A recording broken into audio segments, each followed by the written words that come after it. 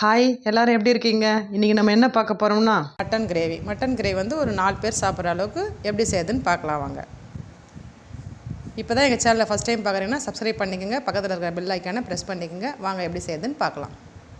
நான் 1/4 kilo mutton எடுத்திருக்கேன். Mutton gravy எப்படி செய்யலான்னு பார்க்கலாம் வாங்க. மட்டனை நல்லா கழுவியாச்சு. இப்போ வந்து நான் பெரிய வெங்காயம் வந்து 2 எடுத்திருக்கேன்.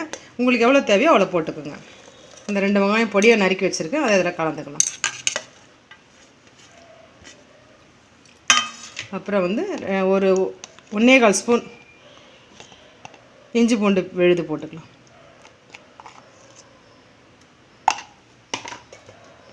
இதுக்கு தேவையான அளவு மிளகாத்தூள் போட்டுக்கலாம்.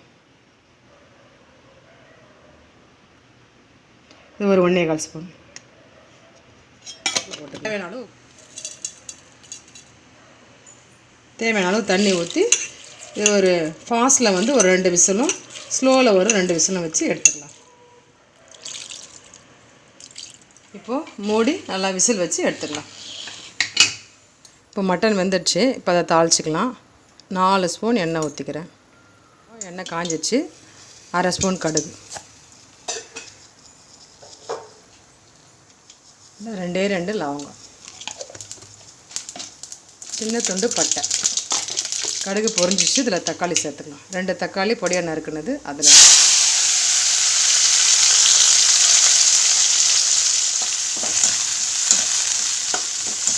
தேவையான அளவு கருவேப்பிலை.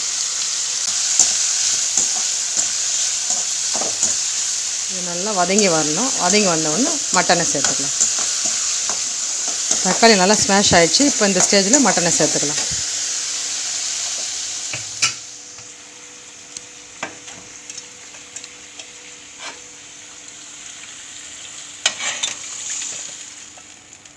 தேவையான அளவு பெப்பர் போட்டுக்கலாம். இப்போது ஒரு ஸ்பூன் போட்டிருக்கேன். உங்களுக்கு தேவையானாலும் நீங்கள் போட்டுக்கோங்க, காரத்தை வந்த மாதிரி. இப்போ இந்த ஸ்டேஜில் உப்பு காரம் சரியாக இருக்கான்னு பார்த்துக்குங்க.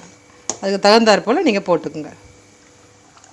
இப்போ நல்லா கொதி வருது மட்டனு. இந்த ஸ்டேஜில் நம்ம சிம் பண்ணிக்கலாம். சிம் பண்ணி தேவையான கிரேவி வந்தோடனே நீங்கள் நிறுத்திக்கோங்க.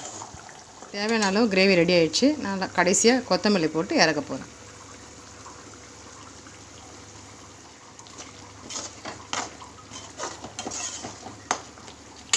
அவ்வளோதான், ரெடி ஆகிடுச்சு. இதே மாதிரி நீங்களும் செஞ்சு சாப்பிட்டு பார்த்துட்டு எப்படி இருக்குன்னு சொல்லுங்கள்.